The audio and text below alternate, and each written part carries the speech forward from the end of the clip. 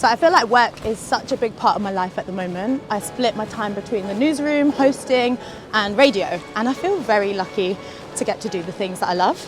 But I've been thinking about what happens if you can't follow the career path that you want to, and it's because of something like your religion. I've been reading loads about the headscarf ban in France, and basically businesses can sack people from public-facing roles if they choose to wear the hijab. Whether it's this ban, cultural differences, or anything else, I know that your job and your religion can be such big parts of your life. So does your faith impact your career? Let's make it make sense. I decided for this video, I just wanted to focus on Islam so that we could get into one religion properly.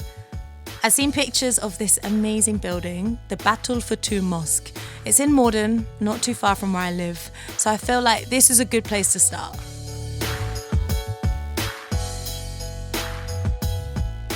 And here we are in the main prayer room of the mosque, and written around the walls here at the top in Arabic it says, "Surely through the remembrance of God all hearts find peace." And that is something that you can definitely feel in this room.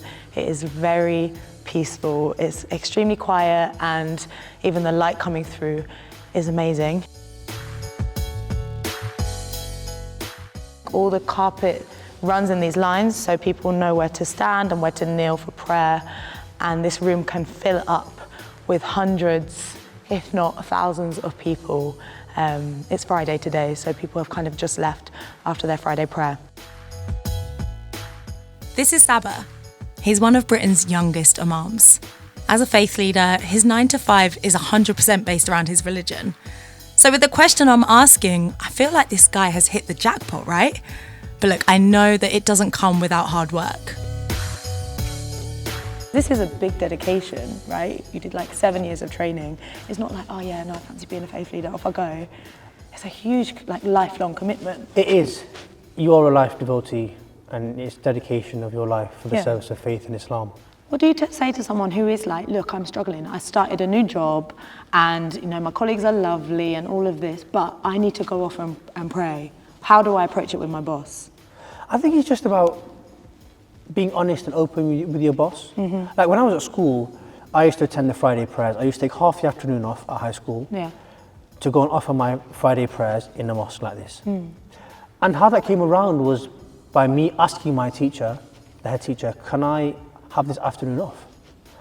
And they were so supportive and receptive to my wish and desire to go and pray. They were like, yeah, fine, go for it. And for me, it was such a massive reassurance that we live in a society where people do respect your religious beliefs and values.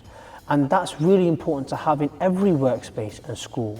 Do you think it's kind of different for women in the workplace, just with the fact that, being more visible, I guess, with your faith and with your religion, if you're wearing a headscarf? I think those individuals who might feel a bit of pressure at work, it might be that they can find in a colleague of theirs who might not be Muslim, and they have a conversation with them of, this is how I'm feeling, can we both address this issue and take it to management?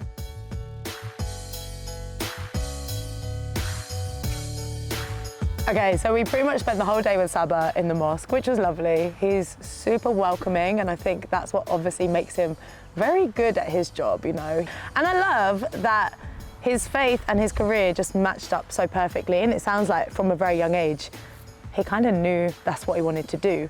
But I know there's people out there who haven't had the same experiences. I know there's people who maybe have felt different challenges or different hurdles. So let's go and chat to someone with a different perspective.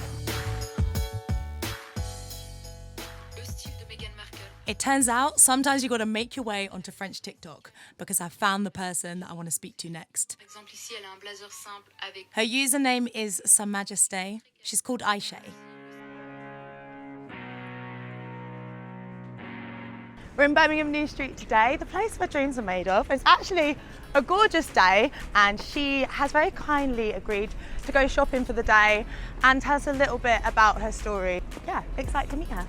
So the videos that Ayse posts are all about fashion. She talks about styling, trends, modest looks. I got chatting to her on the phone, and she told me that she'd moved from France to Birmingham only a month ago. When I heard about her experience, I knew I had to hear her story. Hi! Nice to meet you. Nice to meet you. Hi, Phil. Are we okay to kind of start filming? I guess whilst it's nice and quiet. In France, it just wasn't possible for her to practice her faith openly and to pursue her passions. So she left. Sometimes the doors are closed for women who want to work in fashion. It's a shame because, well, every week, every month, you will hear something about hijab in France. So on the TV, this and that, and it's really unfortunate. But that doesn't stop me from doing my TikToks. The bad comments doesn't stop me either. I love what I am doing, and for me, this is a freedom. So I don't mind about what people could say, and I will still do what I love. There is also great people. Let's not just concentrate on bad people. There is amazing people on my page, supporting me, loving what I do, saying like, oh, I don't see a lot of women talking about elegance, hijabi women talking about elegance and fashion. So I'm happy to see your page, and so I love doing that. We'll keep doing it, and I want to kind of see a bit later how you kind of make those TikToks and the thought behind it. But for now, we're in the vintage store. I am itching to get my hands on some clothes. Can I have a look around? Yes, sure. Show me your style. Yes. I want you to leave me. What's your vibe? Are you jeans girl? Yeah. I don't have a pair of jeans. I don't. I just realized like you don't have a pair of jeans. No, I don't. I don't have one. Well, it's really school style, right? American style. Yeah. No, I feel like I'm dating the American football player. Yes, yes. I have to like shop with an event in mind sometimes. Where are you going? Yeah. Tomorrow I'm going to a gala. Oh. Yeah. So if you see anything that's like, it's like an award show. I will do your outfit. Okay. You know, I do also a consulting, like private consulting. It's not really my style. Oh, you have some dresses here as well. Oh wow, look at that, this one. See, that's a bit of me, you know. Really? Maybe you can try sometimes to have a red, more deep red. Well, what about this one? I like it. Yeah? Yeah. I feel like I'm in a TV show.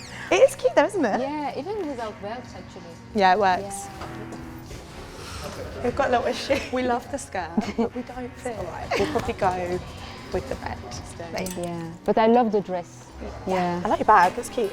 Thank you. But this is from a second-hand shop. Oh really? Yeah. Where did you find that? In Lyon, when I was in Lyon. And yeah. I need to go to Lyon. Is that alright? Yeah.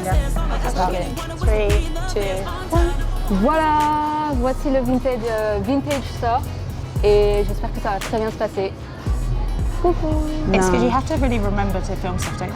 I remember doing like, sometimes I've done like a daily vlog and I'm like, Okay, I'm taking notes on the fashion front. I feel like I need Ayse with me when I go shopping. I know that creating content and talking about clothes is such a big part of what she does, and she loves it. But alongside that, her profession is teaching. That's what I wanted to find out about. How do you feel about vegan food? I love vegan food. Okay. As long as it's good, I love it. Yeah, I think it'll be fresh, it'll be nice. Yeah. Right. Teaching is what she's trained in, but when it came to actually getting that job, it wasn't happening in France. In 6 months of looking for a job, I did not have a single interview in France. And is that because people knew that you were wearing the headscarf? Because do you have your photo on your CV? Exactly. In France, you have to kind of put it. Yeah. So that's kind of standard to put your photograph on your CV.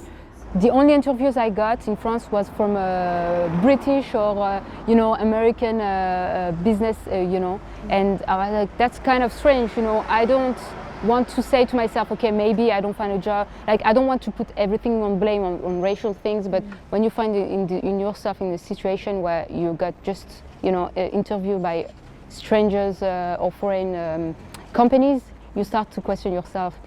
I would get interviews. Sometimes on interview, people will say, well, I don't know about your hijab. I will get the interviews, but they will always ask, tell me about it. Like, oh, I don't know, maybe you have to take it off. Or did you have any points when you were living in France and thinking about your career, you're so passionate about teaching, that you thought, oh, it'd be so much easier to just take it off, apply and get the job?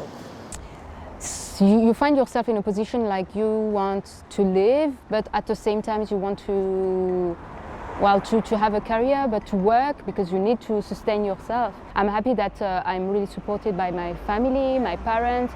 I say to them like, okay, I don't know what to do, like I need to work, I think I'm gonna take it off, I don't want to, but they say, just take your time. You do. It's up to you. You do what. But in the meantime, I'm here for you. And at the same time, I don't want to take it off, because after my experience in the UK, when I saw like how, like, for me it was open-minded. But it's normal. But when you see that, you experience that 2 years where you, like, people look at you for your abilities and not for your headscarf.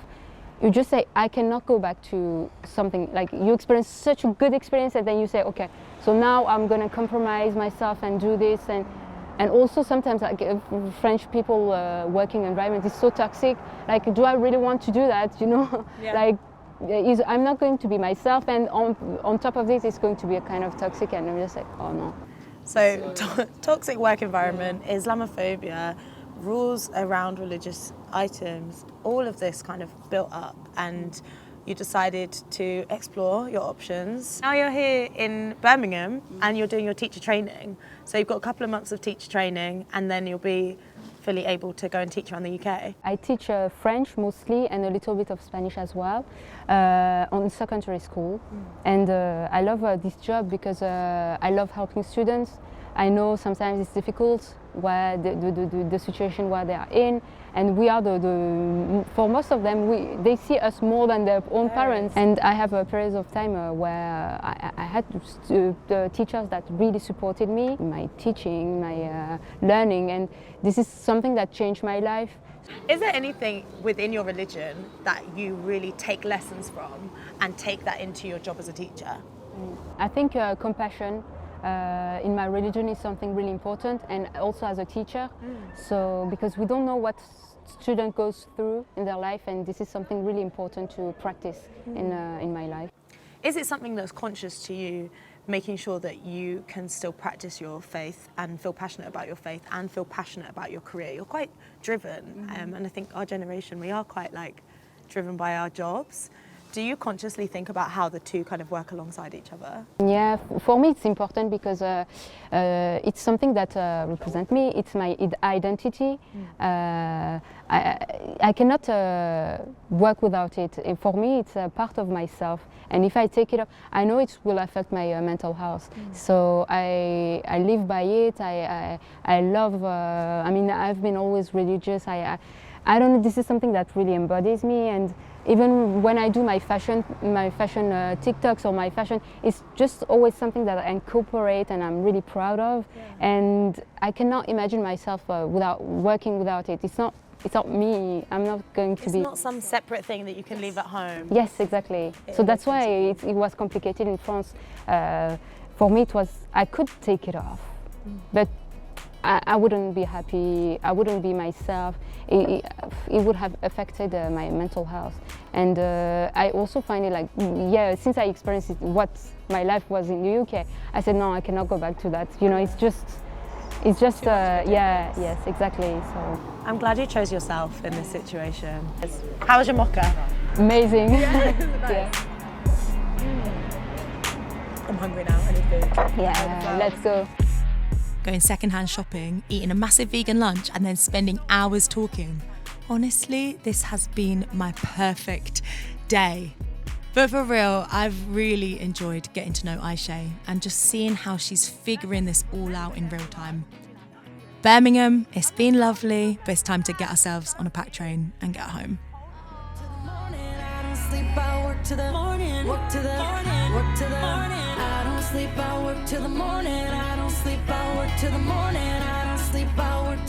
Spending the day with Ayse has reminded me that you're so much more than just your religion or just your job.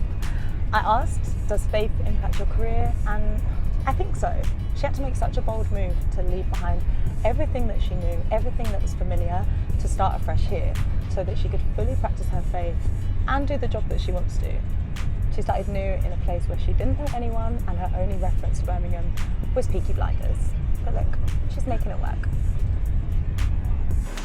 So I've just finished editing that video, and I've got to say, that is just two people's experience. What did you make of Sabah and Ayse's story? I've left a couple of links in the description if you fancied reading more. Anyway, there's loads more to come in the Make It Make Sense series. So if you subscribe to the news movement, you'll be the first to know about it. I'll see you next time. Bye. Work till the morning.